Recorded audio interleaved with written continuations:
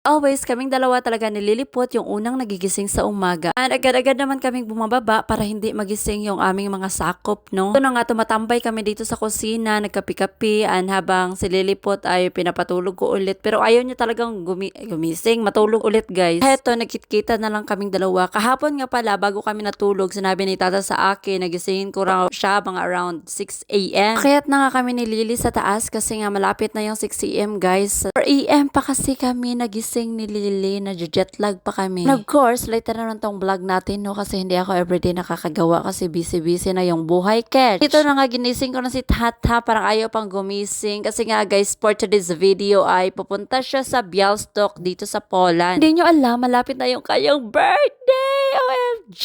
And this is the biggest gift that I will give to him. Charis.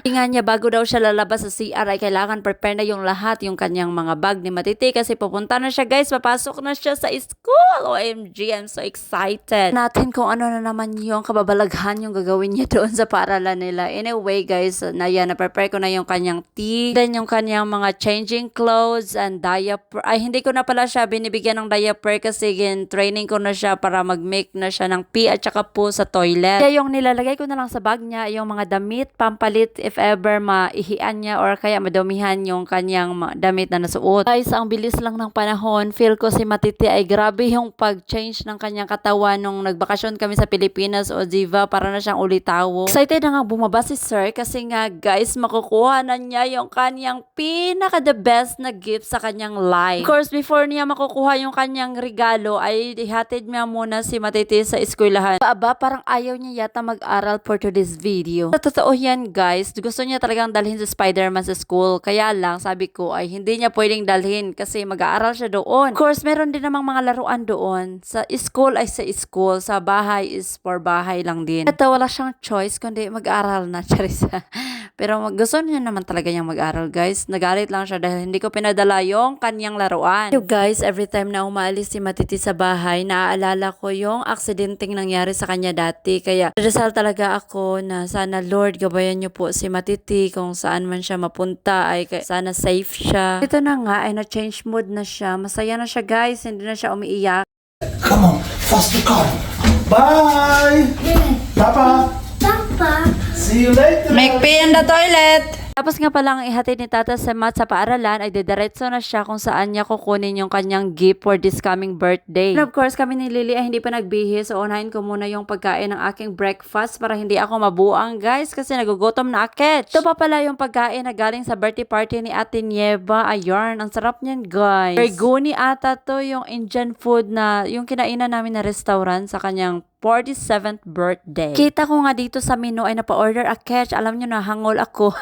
Sa totoo lang, hindi ko naman maubos-ubos. Kaya heto, tinake out ko na lang. Thank you so much sa pabalot at tapos kung kumain, of course, marami na akong energy. Kaya heto, bakbakan na naman tayo, maglinis at maglaban. Of course, maghipid-hipid. And mag-fix na a catch ng aking mga nalaban. At ito nga pala, hindi ko pa nga pala ito na hanger. Nung naglilinis nga ako sa taas, ay napatawag nga itong si Tata dahil garbage day ngayon para sa mga grass. Mutan niya daw ilagay doon sa labas kaya heto kukunin na natin guys. 5 sako ata to after ng bakasyon namin. Ito na yung nakolekta namin. Ikaw nga kay Alex na i-check niya yung kanyang kapatid dahil lalabas ako maglabay ng basura. Guys, hindi ko naman pwedeng dalhin si Lily sa labas tapos umuulan pa. Sang lamig-lamig, OMG.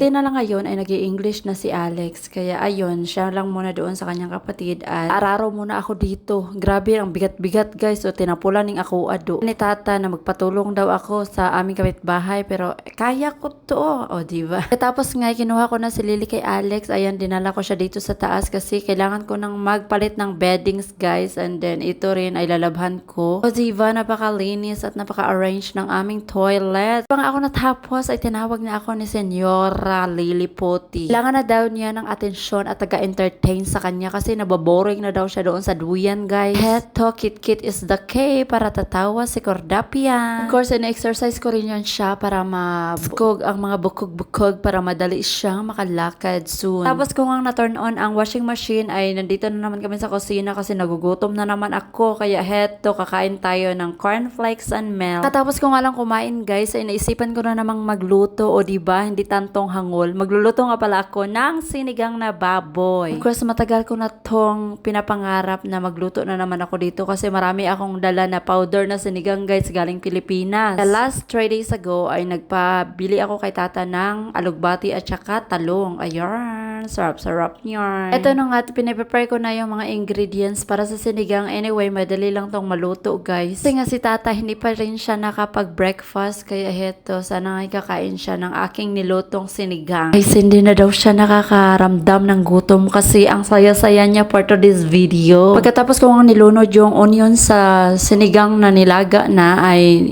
sinunod ko naman tong talong. Grabe yung talong dito sa pula, napakalaki. Gaya dyan sa Pilipinas na kurasot. Yung maliliit ba tapos yung mga kunot-kunot pa dito kay malaki na. Tibsul pa. Charin, sana all tibsul. As in guys, first time ko talagang makakita ng ganito kalaki na talong. Isipan ko nga kasi yung mga tao dito ay mga malalaki din. So meaning yung kanilang mga talong ay yung meaning yung mga tinanim nila na talong guys ba, hindi yung iniisip nyo, MJ, mga green-minded kayo. Ako lang pala.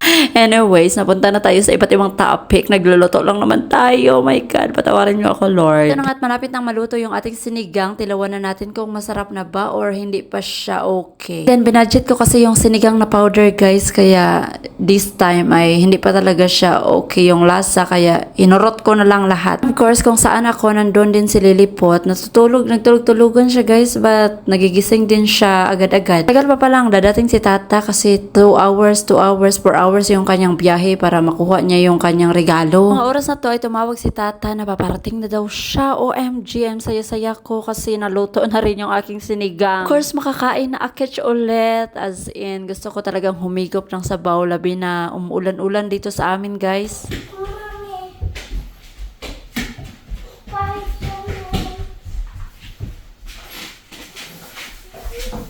He put the shoes to the CR and it's wet.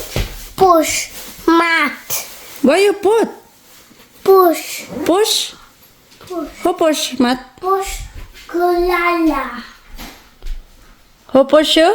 push, She don't kulala. say, he don't tell anything about Bam? this, about the head. Yesterday, Friday.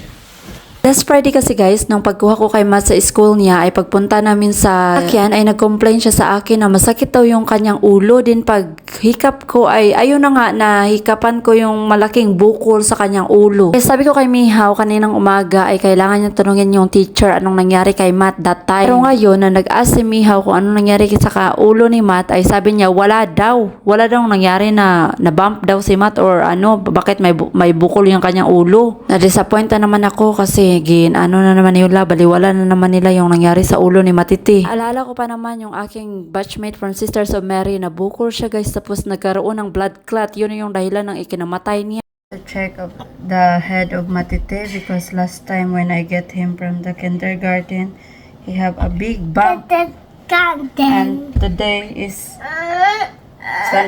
stand up faster. Ngayon kasi tata po, siya yung nakuha kay Matt. Tapos sabi daw ng teacher, wala daw bump na nangyari doon. Tapos malaki pastilan! Mate!